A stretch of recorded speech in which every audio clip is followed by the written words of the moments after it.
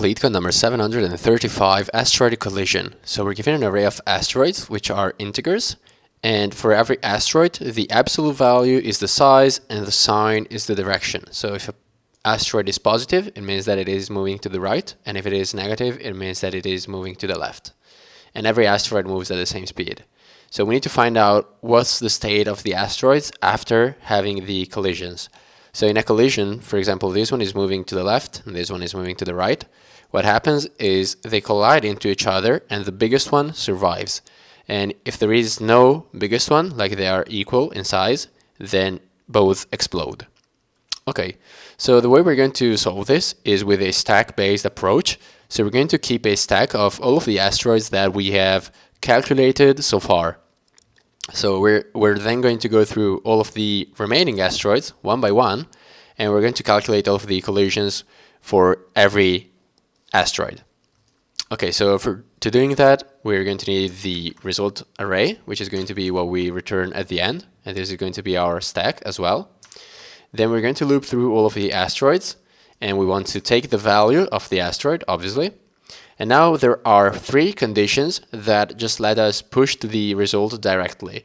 So what I'm saying is that there are three conditions where if any of those is true, then we can just push to the result, the current asteroid, and forget about everything else.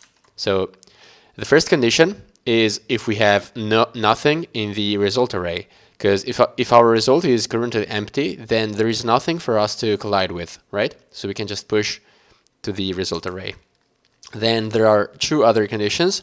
One is if the last element in the result array is negative, meaning that it is moving to the left. So if our last element in the array is moving to the left, we have two cases. Either the current one is moving to the left as well, and then it's just going to follow it. And so there's no collision in that case. And the other case is if the current one is moving to the right. And in that case, we have no collision either. So this is a case where all of the asteroid moving directions don't make any difference. We never have a collision. And the last condition that tells us that we do not have any collisions, so we can just push the asteroid to the result, is if the current asteroid is positive. So if the current asteroid is positive, it doesn't matter what we have before, because we're moving to the right, so it doesn't really matter if we have negatives, positives here. Whatever we have here, we're never going to collide with it, okay? So this is the third condition that allows us to just push into the result like this. Okay, now there's the remaining part, which is if we do have some asteroids in the array, and the last one is not negative, so the last one is moving to the right, meaning that we could collide with it, because we are not positive, so we're negative. So basically, this else if here is if we have a result, and the last one in the result is moving to the right, and we are moving to the left, then there is going to be a collision, right? So this else if here, we want to handle the collision. And what happens is, there are two cases. Either there's a collision where we survive, or there is a collision where we die.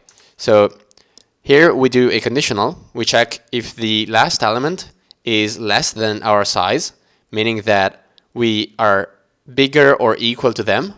So if the current asteroid size, and here we have to multiply by -1 because we know that we are not positive. So to take our size, we need to multiply it by -1.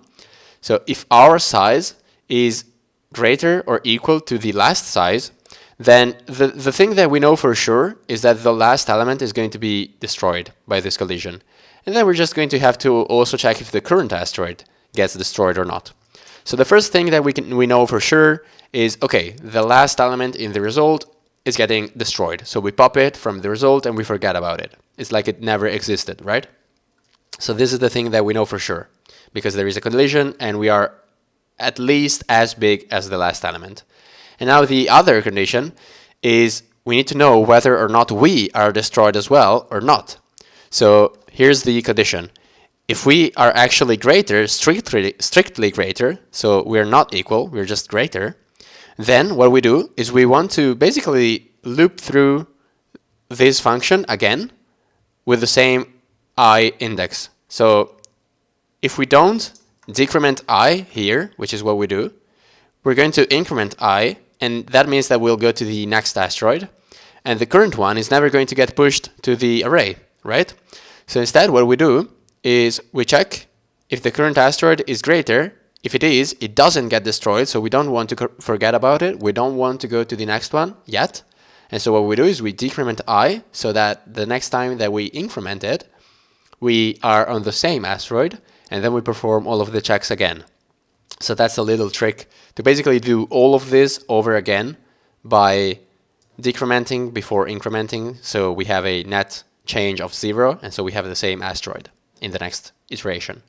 Okay, so now all that's left is just to implement the last function, because in JavaScript there's no such function on the array prototype. So we're just going to set it by ourselves. So it's just basically taking the element at the last index. So this is how you take the last index of an array, and this is how you access an array at the last index. So I'm going to submit it to show you that it works. And the time complexity here is O of n, and the space complexity is O of n as well, because the result could possibly have all of the asteroids that are given to us as an input. Okay, so that was it for me today. Thank you for watching, and bye.